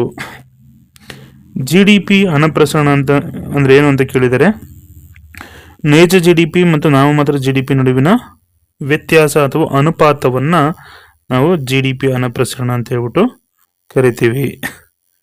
ಇನ್ನು CPI ಅಂತ ಹೇಳ್ಬಿಟ್ಟು ಕೇಳಿದರೆ, CPI ಫುಲ್ ಫಾರ್ಮ್ ಕೇಳಿದರೆ, ಆಯ್ತಾ. CPI ಅಂದ್ರೆ ಗ್ರಾಹಕ ಬೆಲೆ ಸೂಚ್ಯಂಕ ಅಥವಾ ಅನುಭೋಗಿ ಬೆಲೆ ಸೂಚ್ಯಂಕ, ಕನ್ಸ್ಯೂಮರ್ ಪ್ರೈಸ್ ಇಂಡೆಕ್ಸ್ ಅಂತ ಹೇಳ್ಬಿಟ್ಟು ಕರಿತೀವಿ. ವಸ್ತು ವಿನಿಮಯ ಪದ್ಧತಿ ಎಂದರೆ ಏನು ಅಂತ ಕೇಳಿದರೆ, ಹಣವನ್ನು ಬಳಸದೆ ವಸ್ತುಗಳಿಗೆ ನೇರವಾಗಿ ವಿನಿಮಯಿಸಿಕೊಳ್ಳುವಂತ ಪದ್ಧತಿಯನ್ನ ವಸ್ತು ವಿನಿಮಯ ಪದ್ಧತಿ ಅಥವಾ ಸಾಟಿ ಪದ್ಧತಿ ಅಂತ ಹೇಳ್ಬಿಟ್ಟು ಕರಿತೀವಿ. ಹಣದ ಅರ್ಥ ನೀಡಿ. ಹಣ ಅಂದ್ರೆ ಏನು ಅಂತ ಹೇಳ್ಬಿಟ್ಟು ಕೇಳಿದರೆ, ವಿನಿಮಯ ಸಾಧನವಾಗಿ, ಮೌಲ್ಯಮಾಪನ ಸಾಧನವಾಗಿ ಕಾರ್ಯನಿರ್ವಹಿಸುವಂತಹ ಸಾರ್ವತ್ರಿಕವಾಗಿ ಮನ್ನಿಸಲ್ಪಟ್ಟಂತಹ ವಸ್ತುವೇ ಹಣ. ವಿನಿಮಯ ಸಾಧನ, ಎಕ್ಸ್ಚೇಂಜ್ ವಸ್ತು ಅಂದ್ರೆ ವಿನಿಮಯ ಎಕ್ಸ್ಚೇಂಜ್ ಮಾಡ್ಕೊಳ್ಳಿಕ್ಕೆ. ಈಗ ನಾವೇನಾದ್ರು ಒಂದು ಸರಕನ್ನ ಪರ್ಚೇಸ್ ಬೇಕು, ನಾವು ಮಾಡಬೇಕು, ಏನು ಪರ್ಚೇಸ್ ಮಾಡಬೇಕು ಅಂತ ಅಂದ್ರೆ, ಅಥವಾ ಅದನ್ನು ಖರೀದಿ ಮಾಡಬೇಕು ಅಂತ ಅಂದ್ರೆ, ಅದಕ್ಕೆ ವಿನಿಮಯ ಸಾಧನವಾಗಿ ನಾವು ದುಡ್ಡು ಕೊಟ್ರೆ ಅವ್ರು ಕೊಡ್ತಾರೆ. ದುಡ್ಡನ್ನ ಬಿಟ್ಟು ಬೇರೆ ಕೊಟ್ರೆ ಏನಾದ್ರು ಕೊಡ್ತಾರೆ? ಇಲ್ಲ, ಕೊಡೋದಿಲ್ಲ. ಹಾಗಾಗಿ ಅದಕ್ಕೆ ಏನ್ ಪ್ರೈಸ್ ಇರುತ್ತೋ ಅಷ್ಟು ಹಣವನ್ನು ಕೊಟ್ರೆ ಅವರು ಕೊಡ್ತಾರೆ. ಇನ್ನು ವಿನಿಮಯ ಸಾಧನ, ಎಕ್ಸ್ಚೇಂಜ್ ಮೀಡಿಯಾ ಅಂತ ಹೇಳ್ಬಿಟ್ಟು ಕರಿತೀವಿ, ಆಯ್ತಾ. Exchange media. ಇನ್ನ ಮೌಲ್ಯಮಾಪನ ಸಾಧನವಾಗಿ ಆ ಸರಕನ ವ್ಯಾಲ್ಯೂವನ್ನ, ಈಗ ಒಂದು ಪೆನ್ 5 ರೂಪಾಯಿ ಅಂತ ಅಂದ್ರೆ ಆ ಪೆನ್ನಿನ ವ್ಯಾಲ್ಯೂವನ್ನ ಮಾಪನ ಮಾಡುವಂತ ಸಾಧನ. ಅಂದ್ರೆ ಆ ಪೆನ್ನಿಗೆ 5 ರೂಪಾಯಿ ಕೊಡಬಹುದಾ, ಅಷ್ಟು ವ್ಯಾಲ್ಯೂ ಇದೆಯಾ ಅದಕ್ಕೆ ಅಂತ ಹೇಳ್ಬಿಟ್ಟು ಏನು ಮೌಲ್ಯಮಾಪನ ಮಾಡುವಂತಹ ಸಾಧನ ಆಗಿ ಕೆಲಸ ಮಾಡ್ತದೆ ಹಣ. ಇನ್ನ ಮತ್ತೆ ಸಾರ್ವತ್ರಿಕವಾಗಿ ಮನ್ನಿಸಲ್ಪಟ್ಟಂತಹ ಹಣ, ಎಲ್ಲರೂ ಕೂಡ ಒಪ್ಪಿಕೊಳ್ಳುವಂತಹ ವಸ್ತು ಅದು. ಹಣ ಅನ್ನೋದು ಎಲ್ಲರೂ ಕೂಡ ಒಪ್ಪಿಕೊಳ್ಳುವಂಥದ್ದು. ಈಗ ನೀನು ಹಣವನ್ನ ಕೊಟ್ರೆ ಅಥವಾ ಒಂದು 10 ರೂಪಾಯಿಯನ್ನ ಕೊಟ್ರೆ ಒಂದು ಪೆನ್ನಿಗೆ, ಅವ್ರು ಬೇಡ ಅಂತಾರ? ಇಲ್ಲ. ಸೊ ಅವ್ರು ಇಟ್ಟಿರೋದೇ ಮಾರಕ್ಕೋಸ್ಕರ. ನೀವು 10 ರೂಪಾಯಿ ಕೊಟ್ರೆ ಅದನ್ನ ಪೆನ್ನನ್ನು ಕೊಡ್ತಾರೆ. ಸೊ ಈ ರೀತಿ ಎಲ್ಲರೂ ಕೂಡ ಅದನ್ನ ದುಡ್ಡು ಅಥವಾ ಹಣ ಅಂತ ಹೇಳ್ಬಿಟ್ಟು ಒಪ್ಕೊಂಡಿರ್ತಾರೆ, ಆಯ್ತಾ. ಅದನ್ನ ವಿನಿಮಯ ಸಾಧನವಾಗಿ ಬಳಸ್ಕೊಳ್ಳಿಕ್ಕೆ ಅದನ್ನ ಒಪ್ಕೊಂಡಿರ್ತಾರೆ, ಆಯ್ತಾ. ಇನ್ನು ನೆಕ್ಸ್ಟ್, ಡಿಜಿಟಲ್ ವ್ಯವಹಾರಗಳಿಗೆ ಉದಾಹರಣೆ ಕೊಡಿ ಅಂತ ಕೇಳಿದರೆ, ವಿದ್ಯುನ್ಮಾನ ಹಣ ವರ್ಗಾವಣೆ ಅಥವಾ ವ್ಯಾಲೆಟ್. ನೀವು ಇದನ್ನ ಬೇಕಾದ್ರೆ ಬರೀಬಹುದು. ವಿದ್ಯುನ್ಮಾನ ಹಣ ವರ್ಗಾವಣೆ ಅಂದ್ರೆ ನಿಮ್ಮ phone pay, Google pay, Paytm ಎಲ್ಲವೂ ಬರ್ತವೆ, ಆಯ್ತಾ. ಇನ್ನು ನೆಕ್ಸ್ಟ್, ಭಾರತದ ಹಣಕಾಸು ಪ್ರಾಧಿಕಾರವಾಗಿ ಕಾರ್ಯನಿರ್ವಹಿಸುವ ಬ್ಯಾಂಕ್ ಯಾವುದು ಅಂತಂದ್ರೆ RBI. ಭಾರತದ ಹಣಕಾಸು ಪ್ರಾಧಿಕಾರವಾಗಿ ಕಾರ್ಯನಿರ್ವಹಿಸುವಂತದ್ದು RBI ಆಗಿರುತ್ತದೆ. ಬ್ಯಾಂಕು ದರ ಎಂದರೇನು? ಬ್ಯಾಂಕು ದರ ಅಂದ್ರೆ RBI ವಾಣಿಜ್ಯ ಬ್ಯಾಂಕ್ಗಳಿಗೆ ನೀಡುವ ಸಾಲದ ಮೇಲೆ ವಿಧಿಸುವಂತಹ ಬಡ್ಡಿ ದರ. RBI ವಾಣಿಜ್ಯ ಬ್ಯಾಂಕ್ಗಳಿಗೆ ನೀಡುವ ಸಾಲದ ಮೇಲೆ ಏನು ವಿಧಿಸುವಂತಹ ಬಡ್ಡಿ ದರವನ್ನ ಬ್ಯಾಂಕು ದರ ಅಂತ ಹೇಳ್ಬಿಟ್ಟು ಕರಿತೀವಿ. ಇನ್ನು ಹಣದ ಚಲಾವಣೆಯ ವೇಗ ಎಂದರೇನು? ನಿರ್ದಿಷ್ಟ ಸಮಯದಲ್ಲಿ ಹಣದ ಒಂದು ಘಟಕವು ಎಷ್ಟು ಬಾರಿ ಕೈಗಳನ್ನು ಬದಲಾಯಿಸುತ್ತದೆ ಎಂಬುದನ್ನು ನಾವು ಏನಂತ ಕರಿತೀವಿ? ಹಣದ ಚಲಾವಣೆಯ ವೇಗ. ಈಗ ಹಣದ ಚಲಾವಣೆಯ ವೇಗ, ಈಗ ಫಾರ್ ಎಕ್ಸಾಂಪಲ್ ನನ್ನ ಹತ್ರ ಒಂದು 500 ರೂಪಾಯಿ ಇದೆ. ಆ ಹಣ, ನನ್ನ ಹತ್ರ ಇರ್ತಕ್ಕಂಥ 500 ರೂಪಾಯಿ ನೋಟು ಈ ಒಂದು ದಿನದಲ್ಲಿ ಎಷ್ಟು ಜನಗಳ ಹತ್ರ, ಎಷ್ಟು ಕೈಗಳನ್ನ ಬದಲಾಯಿಸ್ಕೊಂಡು ಹೋಗುತ್ತೆ. ಈಗ ಫಾರ್ ಎಕ್ಸಾಂಪಲ್ ನನ್ನ ಹತ್ರ 500 ರೂಪಾಯಿ ಇದೆ. ಇವತ್ತು ನಾನು ಸಂತೆಗೆ ಹೋಗ್ತೀನಿ, ನನ್ನ ಮನೆಗೆ ಏನೇನು ಬೇಕು ದಿನಸಿ ಐಟಮ್ ಎಲ್ಲ ತಗೊಳ್ತೀನಿ. ಆ 500 ರೂಪಾಯಿ ಅಲ್ಲಿ ಕೊಡ್ತೀನಿ, ಆಯ್ತಾ? ಆ ತರಕಾರಿ ವ್ಯಾಪಾರಗಾರ ಏನ್ ಮಾಡ್ತಾನೆ, ಅವನಿಗೆ ಏನ್ ಬೇಕೋ ಅದನ್ನ ಇನ್ನೊಂದು ಅಂಗಡಿ ತಗೋತಾನೆ. ಅವನಿಗೇನೋ ಮನೆಗೆ ಮೆಡಿಸಿನ್ ಬೇಕಿರುತ್ತೆ, ಮೆಡಿಕಲ್ ಹೋಗ್ಬಿಟ್ಟು ಆ 500 ರೂಪಾಯಿ ಕೊಟ್ಬಿಟ್ಟು 500 ರೂಪಾಯಿ ಮೆಡಿಸಿನ್ ತಗೊಳ್ತಾನೆ.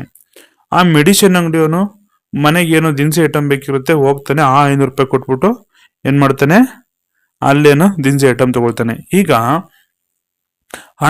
ಆ ಹಣ ಎಷ್ಟು ಜನರ ಕೈಗಳನ್ನ ಬದಲಾಯಿಸ್ತು?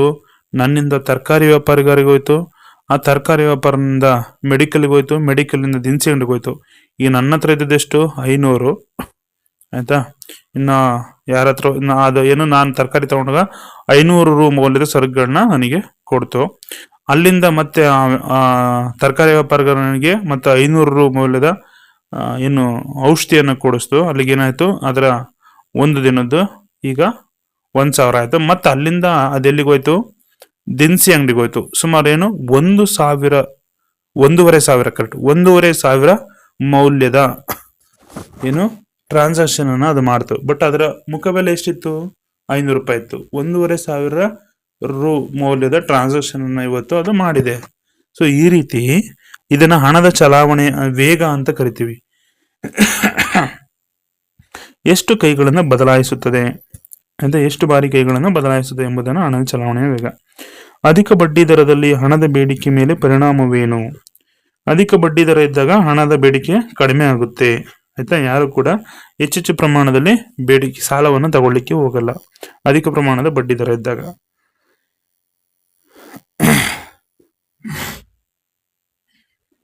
ನೆಕ್ಸ್ಟ್, ವಾಯ್ದೆ ಠೇವಣಿಗಳು. ವಾಯ್ದೆ ಠೇವಣಿ ಎಂದರೇನು? ಪರಿಪಕ್ವತೆಗೆ ನಿಶ್ಚಿತ ಕಾಲಾವಧಿ ಹೊಂದಿರುವಂತಹ ಠೇವಣಿ. ಪರಿಪಕ್ವತೆಗೆ ಫಾರ್ ಎಕ್ಸಾಂಪಲ್ ವಾಯ್ದೆ ಠೇವಣಿ ಅಂದ್ರೆ ಫಿಕ್ಸ್ಡ್ ಅಕೌಂಟ್ ಅಂತ ಹೇಳ್ಬಿಟ್ಟು ನಾವು ಕರಿತೀವಲ್ಲ, ಫಿಕ್ಸ್ಡ್ ಅಕೌಂಟಿಗೆ ದುಡ್ಡು ಹಾಕಿದ್ರೆ ಸುಮಾರು ಒಂದು 6 ತಿಂಗಳು ಅಂತ ಹೇಳ್ಬಿಟ್ಟು ಫಿಕ್ಸ್ ಮಾಡಿದ್ರೆ ನಾವು 6 ತಿಂಗಳವರೆಗೂ ತೆಗಿಯಕ್ಕಾಗಲ್ಲ. 1 ವರ್ಷ ಅಂತ ಹೇಳ್ಬಿಟ್ಟು ಹಾಕೋರು 1 ವರ್ಷದವರೆಗೂ ತೆಗಿಯಕ್ಕಾಗಲ್ಲ. ಅದು ಪರಿಪಕ್ವತೆಗೊಳ್ಬೇಕು, ಮೆಚುರಿಟಿ ಬರಬೇಕು. 6 ತಿಂಗಳಾದ್ಮೇಲೆ ಅದು ಮೆಚುರಿಟಿ ಬರುತ್ತೆ, ಆವಾಗ ನಾವು ತಗೋಬಹುದು. ಇಲ್ಲ 1 ವರ್ಷಕ್ಕೆ ಹಾಕಿದ್ರೆ 1 ವರ್ಷ ಆದ್ಮೇಲೆ ಅದು ಪರಿಪಕ್ವತೆ ಬರುತ್ತೆ ಅಥವಾ ಮೆಚುರಿಟಿ ಬರುತ್ತೆ, ಆವಾಗ ನಾವು ತಗೋಬಹುದು. ಇಂಥದನ್ನ ನಾವೇನಂತ ಕರಿತೀವಿ? ವಾಯ್ದೆ ಠೇವಣಿ ಅಥವಾ ಟೈಮ್ ಡೆಪಾಸಿಟ್ ಅಂತ ಕರಿತೀವಿ. ಟೈಮ್ ಅಕೌಂಟ್ ಅಥವಾ ಫಿಕ್ಸ್ಡ್ ಅಕೌಂಟ್ ಅಂತ ಹೇಳ್ಬಿಟ್ಟು ಕರಿತೀವಿ. ಇನ್ನು ನೆಕ್ಸ್ಟ್, ಫಿಯೆಟ್ ಹಣ. ಫಿಯೆಟ್ ಹಣ ಎಂದರೇನು? ಆಂತರಿಕ ಮೌಲ್ಯವನ್ನು ಒಳಗೊಳ್ಳದೆ ಶಾಸನಬದ್ಧ ಕರೆನ್ಸಿಯ ನೋಟುಗಳನ್ನು ಫಿಯೆಟ್ ಹಣ ಅಂತ ಹೇಳ್ಬಿಟ್ಟು, ಕರೆನ್ಸಿ ನೋಟು ಮತ್ತು ನಾಣ್ಯಗಳನ್ನು ಆಂತರಿಕ ಮೌಲ್ಯ ಇರಬಾರ್ದು. ಆಂತರಿಕ ಮೌಲ್ಯ ಇಲ್ಲದೆ ಇರತಕ್ಕಂತಹ ಕರೆನ್ಸಿ ನೋಟು ಮತ್ತು ನಾಣ್ಯಗಳು, ಈಗ ನಾವು ಪ್ರೆಸೆಂಟ್ ಯೂಸ್ ಮಾಡ್ತಾ ಇದ್ದೀವಲ್ಲ, ಇವಕ್ಕೆ ಯಾವುದೇ ರೀತಿ ಆಂತರಿಕ ಮೌಲ್ಯ ಇಲ್ಲ, ಆಯ್ತಾ? ಆಂತರಿಕ ಮೌಲ್ಯ ಇಲ್ಲ. ಇವು ಏನು ಶಾಸನಬದ್ಧ ಕರೆನ್ಸಿ ಮತ್ತು ನೋಟುಗಳು, ಇದಕ್ಕೆ ಯಾವುದೇ ರೀತಿ ಆಂತರಿಕ ವ್ಯಾಲ್ಯೂ ಇಲ್ಲ. ಯಾವ ಆಂತರಿಕ ವ್ಯಾಲ್ಯೂಸ್ ಅಂದ್ರೆ, ಫಾರ್ ಎಕ್ಸಾಂಪಲ್ ನೀವು ನೆನಪಿರ್ಬೋದು, ಬ್ರಿಟಿಷ್ ಕಾಲದಲ್ಲಿ ಅಥವಾ ಅದಕ್ಕಿಂತ ಹಿಂದಿನ ಕಾಲದಲ್ಲಿ ರಾಜರ ಕಾಲದಲ್ಲಿ ನಾವು ಯೂಸ್ ಮಾಡ್ತಿದ್ವಿ ಬೆಳ್ಳಿ ನಾಣ್ಯಗಳು, ಚಿನ್ನದ ನಾಣ್ಯಗಳು ಅಂತ ಹೇಳ್ಬಿಟ್ಟು. ಅದಕ್ಕೆ ಅದರದೇ ಆದಂತ ಆಂತರಿಕ ವ್ಯಾಲ್ಯೂಸ್, ಇನ್ನರ್ ವ್ಯಾಲ್ಯೂಸ್ ಇತ್ತು, ಆಂತರಿಕ ಮೌಲ್ಯ ಇತ್ತು. ಈಗ ಫಾರ್ ಎಕ್ಸಾಂಪಲ್ ಒಂದು ಬೆಳ್ಳಿ ನಾಣ್ಯ 10 ಗ್ರಾಮ್ ತೂಗುತ್ತೆ ಅಂದ್ರೆ, ಈಗ ಫಾರ್ ಎಕ್ಸಾಂಪಲ್ ಅವತ್ತು ಒಂದು ನಾಣ್ಯ ಅಂದ್ರೆ ₹1 ಲೆಕ್ಕಾಚಾರ ಇತ್ತು. ಬಟ್ ಅದ್ರ ಇನ್ನರ್ ವ್ಯಾಲ್ಯೂ ಎಷ್ಟಿದು? ಬೆಳ್ಳಿ 10 ಗ್ರಾಮ್ ತೂಗ್ತಿತ್ತು. 10 ಗ್ರಾಮ್ ತೂಗ್ಲಿಕ್ಕೆ ಇವತ್ತು ನಾವು 10 ಗ್ರಾಮ್ದು ಬೆಳ್ಳಿ ತಗೋಬೇಕು ಅಂತ ಅಂದ್ರೆ ₹1,000 ಕೊಡ್ಬೇಕು. ಪರ್ ಗ್ರಾಮ್ ₹100 ಅಂದ್ರೆ ₹1,000. ಸೊ ಅದೇ ಆ ತರ ಏನಾಯ್ತು, ಇನ್ನರ್ ವ್ಯಾಲ್ಯೂವನ್ನ ಅಂದ್ರೆ ಆಂತರಿಕ ಮೌಲ್ಯವನ್ನು ಹೊಂದಿತ್ತು. ಬಟ್ ಇವತ್ತಿನ ಕಾಲದಲ್ಲಿ ಇವೆಲ್ಲವೂ ನೋಟುಗಳು ಪೇಪರ್. ಸೊ ಅದ್ರ ಮೇಲೆ RBI signature, RBI governor signature ಇಲ್ಲ ಅಂದ್ರೆ ಅದು ಜಸ್ಟ್ ಪೇಪರ್ ಅಷ್ಟೇ ಅದು. ಈಗ ನಾಣ್ಯಗಳು ಅದ್ರ ಮೇಲೆ ₹1 ಮತ್ತೆ RBI ಇದಿಲ್ಲ ಅಂದ್ರೆ ಏನು ಹಿಂದ್ಗಡೆ ಸಿಂಹದ ಸಿಂಬಲ್ ಇಲ್ಲ ಅಂತ ಅಂದ್ರೆ ಅದು ಜಸ್ಟ್ ಒಂದು ಏನು ಮೆಟಲ್ ಅಷ್ಟೇ, ಮೆಟಲ್ ಚೂರ್ ಅಷ್ಟೇ. ಇಲ್ಲ ಅಂತ ಅಂದ್ರೆ ಈ ಪೇಪರ್ ಮೇಲೆ ಅಷ್ಟೇ, RBI ಗವರ್ನರ್ ಸಿಗ್ನೇಚರ್ ಇಲ್ಲ ಅಂದ್ರೆ ಜಸ್ಟ್ ಒಂದು ಪೇಪರ್ ಅಷ್ಟೇ. ಸೊ ಒಂದು ಸಿಗ್ನೇಚರ್ ಇರೋದ್ರಿಂದ ಅದನ್ನ ನಾವು ನೋಟ್, ಕರೆನ್ಸಿ ನೋಟ್ ಅಂತ ಕರಿತೀವಿ. ಇಲ್ಲ ಅಂದ್ರೆ ಜಸ್ಟ್ ಪೇಪರ್ ಅಷ್ಟೇ ಅದು. ಸೊ ಈ ರೀತಿ ಈಗಿರ್ತಕ್ಕಂಥ ನಾಣ್ಯಗಳು, ಕರೆನ್ಸಿ ನೋಟುಗಳು ಯಾವುದೇ ರೀತಿ ಆಂತರಿಕ ಮೌಲ್ಯವನ್ನ ಹೊಂದಿಲ್ಲ. ಇನ್ನು ಅಧಿಕ ಶಕ್ತಿಯ ಹಣ ಅರ್ಥ ನೀಡಿ. ಅಧಿಕ ಶಕ್ತಿಯ ಹಣ ಅಂದ್ರೆ ಏನು ಅಂತ. ಕೇಂದ್ರ ಬ್ಯಾಂಕು ಮತ್ತು ಕೇಂದ್ರ ಹಣಕಾಸು ಸಚಿವಾಲಯ ಮುದ್ರಿಸಿ ಚಲಾವಣೆಗೆ ತರುವಂತಹ ಹಣವನ್ನ ಸಾರ್ವಜನಿಕರು ಅಥವಾ ವಾಣಿಜ್ಯ ಬ್ಯಾಂಕ್ಗಳು ಹೊಂದಿದ್ದು ಸಾಲ ನಿರ್ಮಾಣದ ಆಧಾರವಾಗಿ ಕಾರ್ಯನಿರ್ವಹಿಸುವುದರಿಂದ ಅದನ್ನು ಅಧಿಕ ಶಕ್ತಿಯ ಹಣ ಅಂತ ಹೇಳ್ಬಿಟ್ಟು ಕರಿತೇವೆ ಅಂತ. ಕೇಂದ್ರ ಬ್ಯಾಂಕ್ ಮತ್ತೆ ಕೇಂದ್ರ ಹಣಕಾಸು ಸಚಿವಾಲಯ ಏನ್ ಮಾಡ್ತೇವೆ, ಮುದ್ರಿಸಿ ಚಲಾವಣೆಗೆ ತರುವಂತಹ ಹಣವನ್ನ ಸಾರ್ವಜನಿಕರು ಮತ್ತೆ ವಾಣಿಜ್ಯ ಬ್ಯಾಂಕ್ಗಳು ಹೊಂದಿರ್ತಾರೆ. ಮತ್ತೆ ಏನು ವಾಣಿಜ್ಯ ಬ್ಯಾಂಕ್ಗಳು ಹೊಂದಿದ್ದು ಸಾಲ ನಿರ್ಮಾಣದ ಆಧಾರವಾಗಿ ಕಾರ್ಯನಿರ್ವಹಿಸುವುದರಿಂದ ಆ ಹಣ ಏನು ಅವರು ಮುದ್ರಿಸಿ ಚಲಾವಣೆ ತರ್ತಾರಲ್ಲ ಆ ಹಣ ಏನು ಸಾಲ ನಿರ್ಮಾಣದ ಆಧಾರವಾಗಿ ಕಾರ್ಯನಿರ್ವಹಿಸುವುದರಿಂದ ಇದನ್ನ ಅಧಿಕ ಶಕ್ತಿಯ ಹಣ ಅಂತ ಹೇಳ್ಬಿಟ್ಟು ಕರಿತೀವಿ. ನೆಕ್ಸ್ಟ್ CRR ಅಂದ್ರೆ ಏನು, ಫುಲ್ ಫಾರ್ಮ್ ಕೇಳಿದರೆ ನಗದು ಮೀಸಲು ಅನುಪಾತ ಅಂತ ಹೇಳ್ಬಿಟ್ಟು ನಾವು ಬರಿಬೇಕಾಗುತ್ತೆ. ನೆಕ್ಸ್ಟ್ ಸೀಮಾಂತ ಅನುಭೋಗ ಪ್ರವೃತ್ತಿಯ ಸೂತ್ರ ಕೇಳಿದರೆ ಅಂದ್ರೆ MPC, ಸೀಮಾಂತ ಅನುಭೋಗ ಪ್ರವೃತ್ತಿ MPC ಸೂತ್ರ ಏನು. MPC ಮೀನ್ಸ್ ಸ್ಮಾಲ್ ಸಿ, ಯಾವ್ದ್ರಲ್ಲಿ ಅನುಭೋಗ ಬಿಂಬಕದಲ್ಲಿ ಬರ್ತಕ್ಕಂಥ small C. So MPC is equal to delta C by delta Y. Delta C ಅಂದ್ರೆ ಏನು, ಅನುಭೋಗದಲ್ಲಾಗುವಂತ ಬದಲಾವಣೆ. ಡೆಲ್ಟಾ ವೈ ಅಂದ್ರೆ ಆದಾಯದಲ್ಲಾಗುವಂತ ಬದಲಾವಣೆ. ಇನ್ನು next MPC is equal to 0. ಇದನ್ನು ಏನೆಂದು ಅರ್ಥೈಸುವಿರಿ. MPC ವ್ಯಾಲ್ಯೂ 0 ಇದ್ದಾಗ ಏನು, ಯಾವುದೇ ರೀತಿ ಅನುಭೋಗದಲ್ಲಿ ಬದಲಾವಣೆ ಆಗ್ತಿಲ್ಲ ಅನ್ನೋದು. ಆಯ್ತಾ.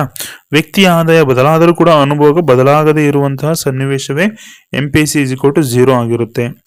ಸಮಗ್ರ ಬೇಡಿಕೆ ಮೇಲೆ ಪ್ರಭಾವ ಬೀರುವಂತಹ ಕೋಶೀಯ ಚಲಕಗಳು ಯಾವುವು. ತೆರಿಗೆ ಮತ್ತು ಸಾರ್ವಜನಿಕ ವೆಚ್ಚ.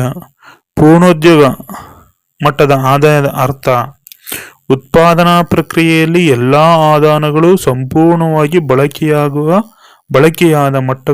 ಮಟ್ಟದಲ್ಲಿನ ಆದಾಯ. ಉತ್ಪಾದನಾ ಪ್ರಕ್ರಿಯೆಯಲ್ಲಿ ಎಲ್ಲಾ ಆದಾನಗಳು ಸಂಪೂರ್ಣವಾಗಿ, ಎಲ್ಲಾ ಆದಾನಗಳು ಯಾವುವು, ಶ್ರಮ, ಭೂಮಿ, ಬಂಡವಾಳ, ಸಂಘಟನೆ, ಇವೆಲ್ಲವೂ ಕೂಡ ಸಂಪೂರ್ಣವಾಗಿ ಬಳಕೆಯಾದ ಮಟ್ಟದಲ್ಲಿನ ಆದಾಯ. ಇದು ಪೂರ್ಣೋದ್ಯೋಗ ಅಂತ ಹೇಳ್ಬಿಟ್ಟು ಕರಿತೀವಿ. ಪೂರ್ಣೋದ್ಯೋಗ ಮಟ್ಟದಲ್ಲಿನ ಆದಾಯ. ಕೊರತೆ ಬೇಡಿಕೆ ಅರ್ಥ ಏನು. ಪೂರ್ಣೋದ್ಯೋಗ ಮಟ್ಟದ ಉತ್ಪಾದನೆಯಲ್ಲಿ ಸಮಗ್ರ ಪೂರೈಕೆಗಿಂತ ಕಡಿಮೆ ಇರುವಂತ ಸನ್ನಿವೇಶ ಕೊರತೆ ಬೇಡಿಕೆ.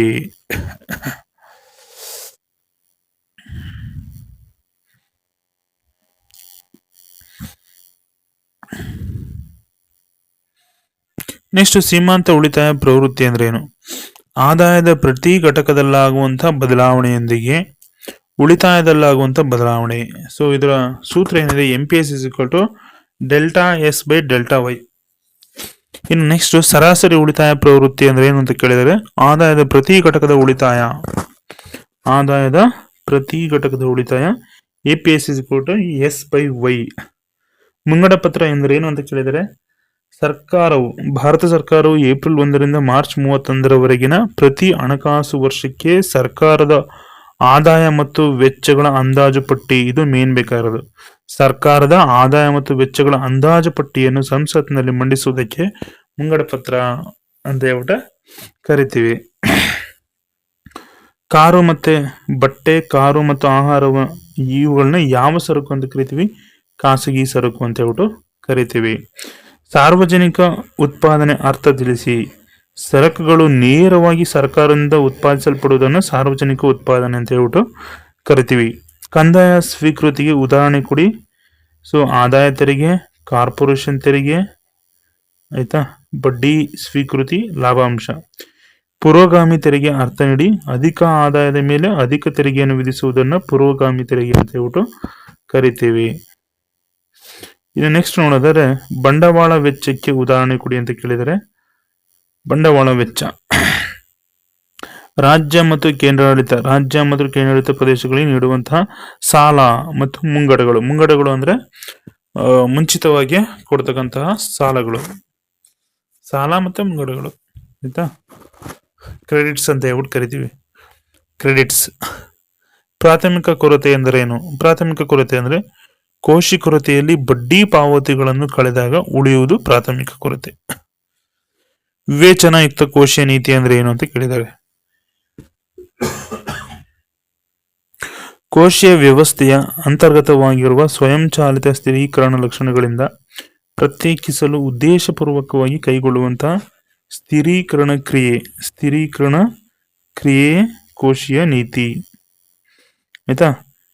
FRBMA ಅಂತ ಹೇಳ್ಬಿಟ್ಟು ಕೇಳಿದರೆ, FRBMA ಕೋಶೀಯ ಹೊಣೆಗಾರಿಕೆ ಮತ್ತು ಮುಂಗಡ ಪತ್ರ ನಿರ್ವಹಣಾ ಕಾಯ್ದೆ, financial responsibility and budget management act ಅಂತ ಹೇಳ್ಬಿಟ್ಟು ಕರಿತೀವಿ. ಇನ್ನು GST ಅಂದ್ರೇನು? ಸರಕು ಸೇವಾ ತೆರಿಗೆ. ಮುಕ್ತ ಆರ್ಥಿಕತೆ ಎಂದರೇನು? ಒಂದು ರಾಷ್ಟ್ರವು ವಿವಿಧ ಮಾರ್ಗಗಳಿಂದ ಇತರ ರಾಷ್ಟ್ರಗಳ ಜೊತೆಗೆ ವ್ಯವಹರಿಸುವುದನ್ನು ಮುಕ್ತ ಆರ್ಥಿಕತೆ ಅಂತ ಹೇಳ್ಬಿಟ್ಟು ಕರಿತೀವಿ. ವಿದೇಶಿ ವಿನಿಮಯ ದರ ಅಂದ್ರೇನು? ಒಂದು ಕರೆನ್ಸಿ ರೂಪದಲ್ಲಿ ಇನ್ನೊಂದು ಕರೆನ್ಸಿಯ ಬೆಲೆಯನ್ನು ವಿದೇಶಿ ವಿನಿಮಯ ಎನ್ನುವರು. ಇನ್ನು ನೆಕ್ಸ್ಟ್ ನೋಡೋದಾದ್ರೆ,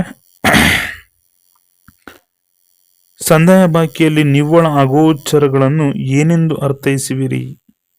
ಸಂದಾಯ ಬಾಕಿಯಲ್ಲಿ ನಿವ್ವಳ ಅಗೋಚರವನ್ನು ಏನೆಂದು ಅರ್ಥೈಸುವಿರಿ? ಒಂದು ನಿರ್ದಿಷ್ಟ ಸಮಯದಲ್ಲಿ ಒಂದು ದೇಶ ಅಗೋಚರ ರಫ್ತು ಮೌಲ್ಯ ಮತ್ತು ಆಮದು ಮೌಲ್ಯಗಳ ನಡುವಿನ ಅಂತರವೇ ನಿವ್ವಳ ಅಗೋಚರ ಅಂತ ಹೇಳ್ಬಿಟ್ಟು ಕರಿತೀವಿ. ಸ್ಥಿರ ವಿನಿಮಯ ದರ ಅಂದ್ರೆ ಏನು? ಸರ್ಕಾರ ನಿಗದಿಪಡಿಸಿದ ಒಂದು ನಿರ್ದಿಷ್ಟ ಮಟ್ಟದ ವಿನಿಮಯ ದರ ಸ್ಥಿರ ವಿನಿಮಯ ದರ. ಸ್ವದೇಶಿ ಹಣದ ಮೌಲ್ಯ ಏರಿಕೆ ಅಂದ್ರೆ ಏನು ಅಂತ ಕೇಳಿದರೆ, ಬದಲಾಗುವ ವಿನಿಮಯ ದರ ಪದ್ಧತಿಯ ದೇಶಗಳಲ್ಲಿ ಯಾವ ಬದಲಾಗುವ ವಿನಿಮಯ ದರ ಪದ್ಧತಿಯನ್ನು ಅಳವಡಿಸಿಕೊಂಡಿರ್ತವೋ ಅಂತಹ ದೇಶಗಳಲ್ಲಿ ಸ್ವದೇಶಿ ಹಣದ ಬೆಲೆಯು ವಿದೇಶಿ ಹಣದ ಎದುರು ಏರಿಕೆಯಾಗುವ ಸನ್ನಿವೇಶ. ಸ್ವದೇಶಿ ಹಣದ ಎದುರು ಸ್ವದೇಶಿ ಹಣದ ಬೆಲೆಯು ವಿದೇಶಿ ಹಣದ ಎದುರು ಏರಿಕೆಯಾಗುವ ಸನ್ನಿವೇಶ. ಇದನ್ನ ಸ್ವದೇಶಿ ಹಣದ ಮೌಲ್ಯ ಏರಿಕೆ ಅಂತ ಹೇಳ್ಬಿಟ್ಟು ಕರಿತೀವಿ. ಈಗ ಫಾರ್ ಎಕ್ಸಾಂಪಲ್, $1 ಇಂಡಿಯನ್ ಕರೆನ್ಸಿಲಿ ಎಷ್ಟು ಕೊಡ್ಬೇಕು? 80 ರೂಪಾಯಿ ಅನ್ಕೊಳ್ಳಿ. ಆಯ್ತಾ. ಇಲ್ಲಿ ಏನಿದೆ? ಸ್ವದೇಶಿ ಹಣದ ಬೆಲೆಯು ವಿದೇಶಿ ಹಣದ ಎದುರು ಏರಿಕೆಯಾಗುವಂತ ಸನ್ನಿವೇಶ. ಅಂದ್ರೆ $1ಗೆ 80 ರೂಪಾಯಿ ಅಂದಾಗ ಸೊ ನೆಕ್ಸ್ಟ್ ಅದು 70 ರೂಪಾಯಿ ಕಡಿಮೆ ಆಗ್ಬೋದು. ಸೊ ಇದನ್ನ ನಾವೇನಂತ ಕರಿತೀವಿ? ಸಾರಿ, ಒಂದು ನಿಮಿಷ. ಇಲ್ಲಿ ಬರ್ತೀನಿ. ಸೊ $1ಗೆ 80 ರೂಪಾಯಿ ಕೊಡ್ತಾ ಇದ್ದೀವಿ. ಸೊ ಏನಾಗಿದೆ? ಸೊ ನಮ್ಮ ಸ್ವದೇಶಿ ಕರೆನ್ಸಿ ವಿದೇಶಿ ಡಾಲರ್ ಎದುರುಗಡೆ 80 ರೂಪಾಯಿ ಇದೆ. ಸೊ ಇದು ಡಾಲರ್ 70 ರೂಪಾಯಿ ಆದಾಗ ಸೊ ಏನಾಗುತ್ತೆ? ನಮ್ಮ ಸ್ವದೇಶಿ ಕರೆನ್ಸಿ ವಿದೇಶಿ ಕರೆನ್ಸಿ ಎದುರುಗಡೆ ಜಾಸ್ತಿ ಆಗುತ್ತೆ, ವಿದೇಶಿ ಕರೆನ್ಸಿ ವ್ಯಾಲ್ಯೂ ಕಡಿಮೆ ಆಗುತ್ತೆ. ಕರೆಕ್ಟಾಗಿ ಅರ್ಥ ಮಾಡ್ಕೋಬೇಕು. ಸ್ವದೇಶಿ ಕರೆನ್ಸಿ ಮೌಲ್ಯ ಹೆಚ್ಚಾಗುತ್ತೆ, ವಿದೇಶಿ ಕರೆನ್ಸಿ ಮೌಲ್ಯ ಕುಗ್ಗುತ್ತೆ. ಇದನ್ನ ನಾವೇನಂತ ಕರಿತೀವಿ?